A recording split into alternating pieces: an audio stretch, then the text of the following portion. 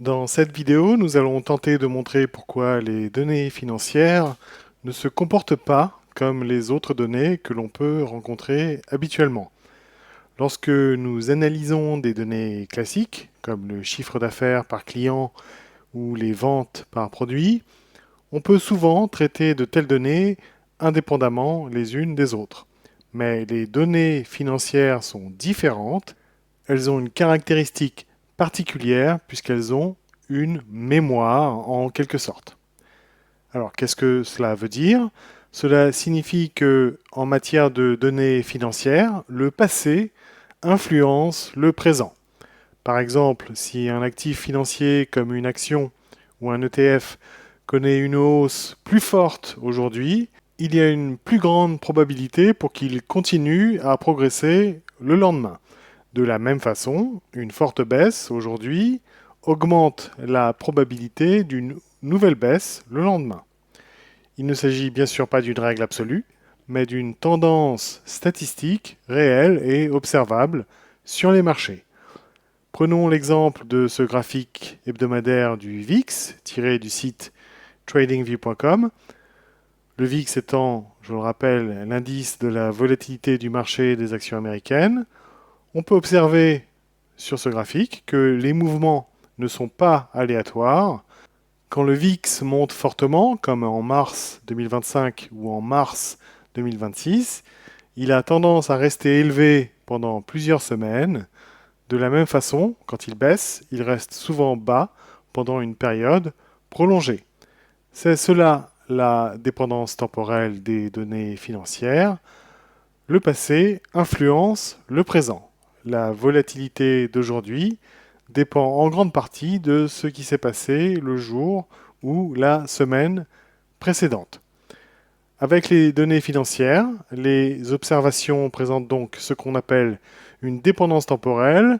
Ce qui s'est passé hier, la semaine dernière ou le mois dernier continue d'avoir un impact sur la journée, la semaine ou le mois présent. À l'inverse, si vous analysez le chiffre d'affaires d'une entreprise, par exemple, le montant qu'elle a dépensé le mois dernier n'influence pas forcément directement le montant qu'elle dépensera ce mois-ci. Avec ce type de données, les observations sont relativement indépendantes.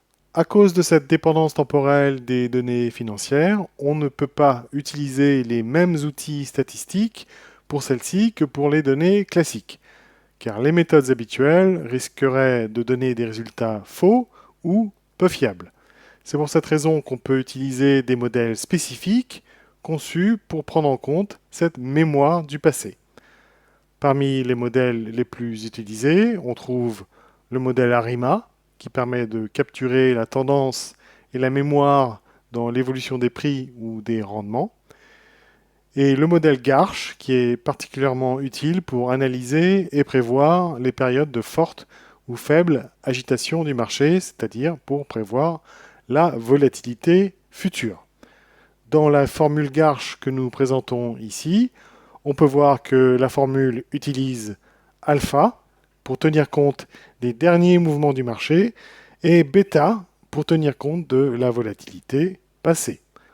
Autrement dit, la volatilité prévue aujourd'hui dépend de ce qui s'est produit auparavant dans ce modèle. En résumé, les séries temporelles financières sont différentes des autres données parce qu'elles ont une mémoire. Le passé influence le présent. Cette dépendance temporelle conduit les analystes à préférer des modèles adaptés comme ARIMA et Garch. Maîtriser cette particularité est essentiel si on veut construire des prévisions fiables et prendre de meilleures décisions d'investissement. Il est toutefois important de rappeler que ces modèles ne prédisent pas l'avenir avec certitude. Ils estiment simplement la volatilité la plus probable à partir des informations disponibles aujourd'hui. Si un événement totalement imprévu survient, comme une crise financière, une guerre ou une annonce économique majeure, la volatilité peut évoluer très différemment de ce que le modèle avait anticipé. Les modèles ARIMA et Garch sont donc des outils d'aide à la décision. Ils permettent d'améliorer les prévisions sans jamais supprimer totalement l'incertitude qui caractérise les marchés financiers.